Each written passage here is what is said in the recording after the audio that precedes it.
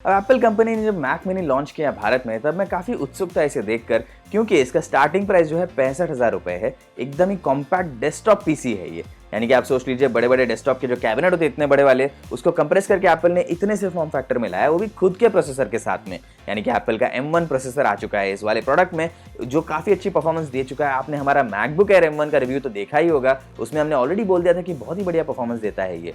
तो compact desktop form factor में 65,000 के स्टार्टिंग प्राइस पे अगर ये डेस्कटॉप पीसीज वगैरह को टक्कर दे सकता है, काफ़ी सारे लैपटॉप्स को टक्कर दे सकता है, तो ये बढ़िया प्रोडक्ट हो सकता है। क्योंकि काफ़ी लोगों के लिए ऐसा है कि आज के डेट में घर से बाहर जाना तो मुमकिन नहीं है, घर पर ही उनको एक अच्छा पीसी चाहिए। और एप्पल का जब कंप्यूटर आपको मिल रहा है, जो बेसिकली आपको बस एक डिस्प्ले ऐड करना है, उसमें कीबोर्ड माउस ऐड करना है, बाकी 65,000 में एक अच्छा पैकेज आपको मिल रहा है, तो क्या आपको इसे खरीदना चाहिए? क्या इसके प्रोज एंड कॉन्स है? क्या ये प्रोडक्ट सबके लिए है? ये सारी चीज़ों को जानने के लिए मैं बहुत उत्सुक था। अब हमारे पास में टेस्टिंग के लिए आ चुका है मैक मिनी M1 प्रोसेसर वाला वर्जन, जिसे देख के हम काफ़ी उत्सुक थे। तो इसीलिए चलिए अभी हम सोचा कि टेस्टिंग करके आपको बता दें कि आपको ये पीसी खरीदना चाहिए या नहीं। अब ये डेस्कटॉप प्रोडक्ट है, ध्यान रखिए, जो बहुत लोगों को अपील करेगा और यहाँ पर परफॉर्मेंस भी काफ़ी अच्छी प्रॉमिस्ड है। तो हम टेस्ट करके बता देंगे आपको कि आपको ये खरीदना चाहिए या नहीं। तो इस वीडियो को शुरू करने से पहले मैं आपसे एक विनती करता हूं कि चैनल पे सब्सक्राइब कर लीजिए, बेल आइकन भी दबा दीजिए ताकि आपको नोटिफिकेशन मिले जब भी हम नए वीडियोस बनाते हैं। और साथ में अगर आपको हमारे वीडियोस पसंद आते हैं तो प्लीज़ एक लाइक कर दीजिए, दोस्तों के साथ में शेयर भी कर दीजिए, ताकि उनको भी पता चले कि एप्पल का ऐसा एक प्रोडक्ट है,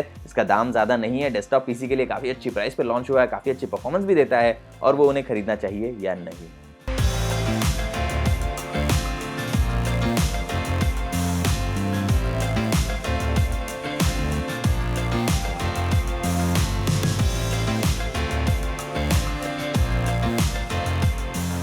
मैक मिनी एक कॉम्पैक्ट डेस्कटॉप पीसी है। अब इसमें आप हाइट देख लीजिए, सिर्फ 3.6 सेंटीमीटर्स है, और इसका एरिया जो है वो 20 सेंटीमीटर स्क्वायर का है, और इसका वजन सिर्फ 1.2 किलोग्राम्स है। आप आसानी से इसे डेस्क के किसी भी कोने में रख सकते हैं। ये आपके डेस्क पर ज़्यादा जगह नहीं लेगा। अगर आप इसे छुपाना चाहते हैं तो डेस्क के नीचे कहीं पर भी रख सकते हैं आसानी से। ये बहुत ही कॉम्पैक्ट डिवाइस है जो दिखने में बहुत अच्छा है। मैक मिनी के सामने वाले हिस्से में आपको सिर्फ एक छोटी सी पावर एलईडी मिलेगी दाईं तरफ में, और इसके अलावा पावर बटन दिया है पिछले हिस्से में। सारे पोर्ट्स इसके पिछले हिस्से में हैं, और काफ़ी अच्छे ऑप्शंस दिए हैं आपको यहाँ पर। 3.5 मिलीमीटर का हेडफोन जैक है एक, उसके अलावा आपको मिलता है USB 3.1 के 2 पोर्ट्स टाइप A वाले, और HDMI 2.0 का एक स्टैंडर्ड पोर्ट दिया गया है, और USB 4 या फिर थंडरबोल्ट के 2 पोर्ट्स भी दिए गए हैं जो USB टाइप C वाला स्टैंडर्ड सपोर्ट करते हैं, जिसमें वीडियो आउटपुट भी सपोर्टेड है। इसके अलावा यहाँ पर आपको गीगाबिट ईथरनेट का पोर्ट भी दिया गया है। एक बिल्ट इन स्पीकर भी दिया गया है इतने छोटे से बक्से में, जो सारे ऑडियो प्ले कर सकता है।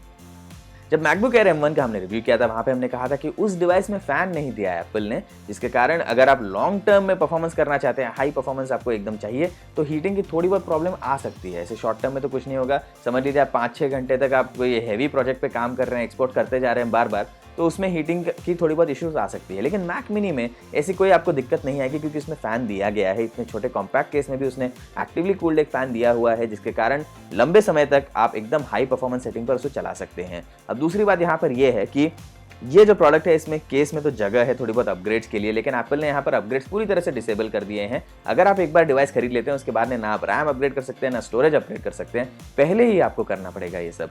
और ये जो इस तरह का उन्होंने निर्णय लिया है कि एक डेस्कटॉप कंप्यूटर में अपग्रेडेबल नहीं बनाना, बिल्कुल भी वो मुझे सही नहीं लग रहा है यहाँ पर। अब ये लैपटॉप में आप तो समझ चुके हैं कि आज की डेट में अपग्रेड करना बहुत मुश्किल हो चुका है। लैपटॉप काफ़ी कॉम्पैक्ट केसेस में आते हैं। अल्ट्रा पोर्टेबल बनाने में, एकदम हल्का और पतला बनाने के चक्कर में लैपटॉप्स में अपग्रेडिंग वगैरह पॉसिबल नहीं होता है। अब मैक मिनी का आप ध्यान दीजिए, इंटेल वर्जन जो आता था उसमें कुछ अपग्रेड्स आप पहले कर सकते थे, वो भी एप्पल ने अभी डिसेबल कर दिया M1 वाले वर्जन में। अब इस निर्णय से मैं इतना खुश नहीं हूँ। लेकिन दूसरी चीज़ यहाँ पर है, जो अपग्रेड्स के लिए जो चार्ज लगती है उसकी बात, अब वो अभी करते हैं हम।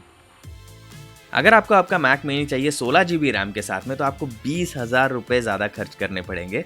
और अगर आपको 1 टेराबाइट का SSD चाहिए तो 40,000 रुपये एक्स्ट्रा खर्च करने पड़ेंगे बेस प्राइस के ऊपर।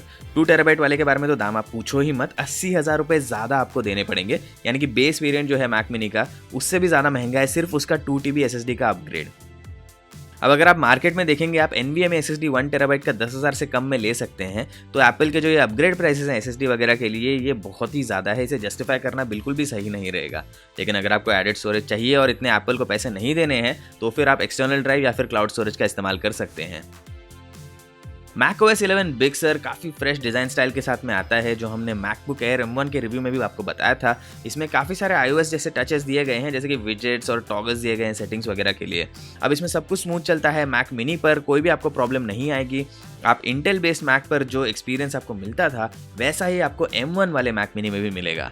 अब पेजेस, म्यूजिक और iMovie ये काफ़ी जल्दी खुल जाते हैं, और एक गैराज बैंड वाले ऐप में अगर आप एक प्रोजेक्ट खोलेंगे अलग अलग ट्रैक्स और इफेक्ट्स के साथ में, तो कोई दिक्कत आपको नहीं आएगी।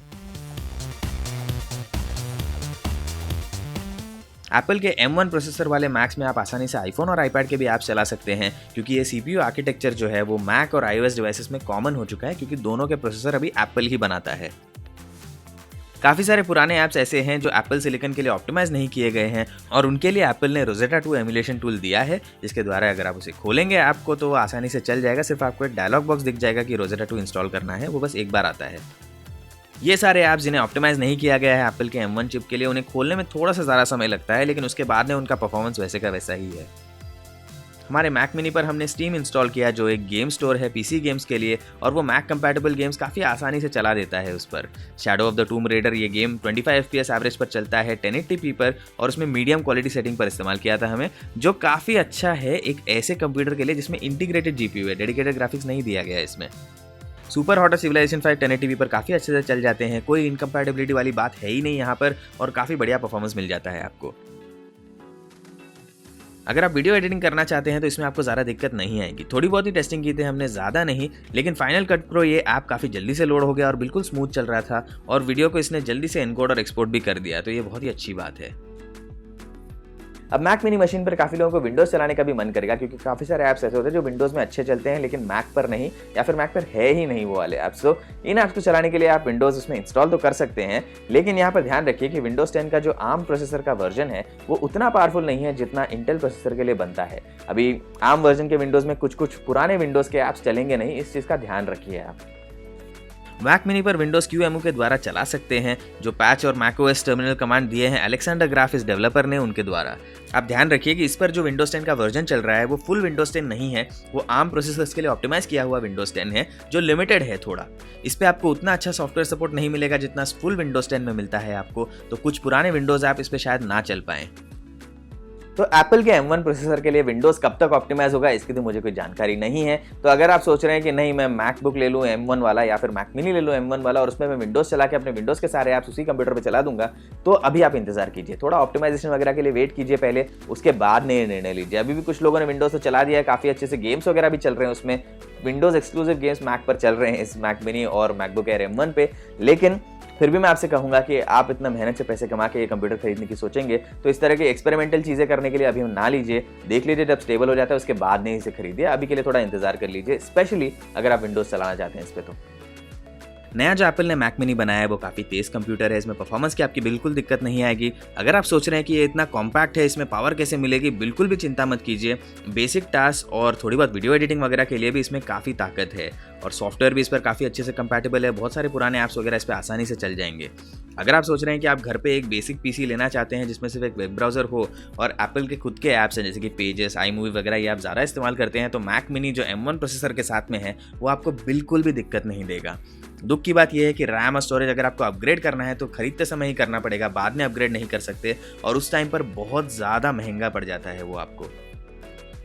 अगर आप सोच रहे हैं कि विंडोज़ का ऑफिशियल सपोर्ट इस पर कब आएगा तो उस पर कोई जानकारी नहीं दी गई है, और अगर आप प्रो यूज़र हैं और एडोबी के ऐप्स वगैरह इस्तेमाल करते हैं जैसे कि एडोबी प्रीमियर प्रो, फोटोशॉप वगैरह, तो उसके M1 प्रोसेसर के ऑप्टिमाइज अपडेट्स अभी आए नहीं हैं। बीटा वर्जन में कुछ चल रहे हैं लेकिन फाइनल वर्जन अब तक आया नहीं है, तो उसका इंतज़ार कर लीजिए और फिर ही इसे खरीदिए।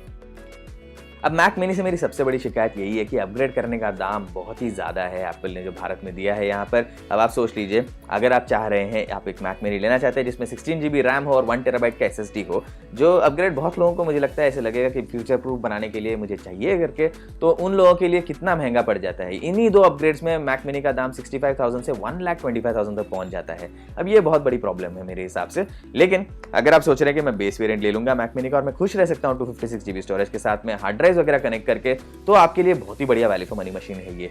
अब उसमें 8 GB रैम जो है वो मे बी 4-5 साल के बाद में कम लगे थोड़ी, लेकिन आज की डेट में आई डोंट थिंक किसी को परफॉर्मेंस में ज़्यादा इशू आनी चाहिए। 8 GB रैम मुझे लगता है मतलब 5 साल तक तो चली जाएगी अगर आप कैजुअल यूज़ करेंगे, ज़्यादा हैवी वर्कलोड नहीं है आपका। तो एक एसेंशियल अपग्रेड हैवी वर्कलोड्स के लिए होगा एक्स्ट्रा रैम।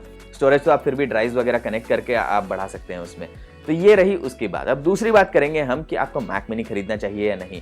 घर के लिए अगर आपको एक पीसी चाहिए, ठीक है, डेस्कटॉप पीसी बनाने में आपको थोड़ी दिक्कत आ रही है या फिर लग रहा है कि महंगा हो रहा है ज़्यादा, और या फिर आप सोच रहे हैं कि नहीं मुझे मैक का ही एक कंप्यूटर चाहिए थोड़ा सस्ते में, यानी 60,000 के आसपास, तो बहुत ही बढ़िया डिवाइस है ये डेफिनेटली। लेकिन यहाँ पर मैं ये ज़रूर कहूँगा कि अगर आप सोच रहे हैं कि विंडोज़ वगैरह चला लेंगे उसमें, जैसे इंटेल वाले मैक में हम विंडोज़ चलाते थे, तो उतनी आसानी से वो अभी नहीं हो सकता है। कुछ लोगों के लिए बहुत ही बढ़िया डिवाइस है, लेकिन अभी भी मैं कहूँगा कि अगर आप थोड़ा इंतजार करें कि सारे ऐप्स वगैरह कंपैटिबिलिटी में आ जाएँ, आगे बढ़ जाएँ थोड़े, और उस स्टेज पे खरीदना इसको ज़्यादा सही रहेगा। अब एप्पल इस कंपनी ने जो किया है यहाँ पर, जो करके दिखाया है कि खुद के प्रोसेसर लॉन्च कर दिए उन्होंने, और ऐसे मशीन्स भी बना दिए उन्होंने जिनमें ये प्रोसेसर इंटीग्रेटेड है सॉफ्टवेयर के साथ में इतने अच्छे से, ये मुझे नहीं लगता कोई और कंपनी दुनिया में ऐसी है जो ये कर सकती है। अभी हमने पहले भी देखा है, माइक्रोसॉफ्ट ने खुद ने ट्राई किया था आर्म बेस्ड प्रोसेसर पे विंडोज 10 लाने का, और साथ में दूसरे कंपनियों ने भी ऐसी कोशिश की है कि नए फॉर्म फैक्टर में आ जाएं हम और नया प्रोसेसर लाके नया प्रोडक्ट लॉन्च कर दे, पूरी तरह से सफल हो जाए। कभी भी नहीं हुआ ऐसा। एप्पल कंपनी ने करके जो दिखाया है ये बहुत ही बड़ी अचीवमेंट है, इसको हमें काफ़ी प्रशंसा करनी चाहिए। तो एप्पल का मैक मिनी तो है बहुत ही बढ़िया डिवाइस, लेकिन जैसा मैंने आपको कहा सबके लिए नहीं है, तो और जिनके लिए है भी उनको थोड़ा सा इंतजार कर लेना चाहिए ताकि ऐप कंपैटिबिलिटी और बढ़ जाए, फिर खरीद सकते हैं। ओवरऑल परफॉर्मेंस में तो बिल्कुल दिक्कत नहीं देता है, बहुत ही सॉलिड डिवाइस है, बहुत कॉम्पैक्ट डेस्कटॉप का अच्छा परफॉर्मेंस मिलता है आपको यहाँ पर, जिससे मैं बहुत खुश हूँ।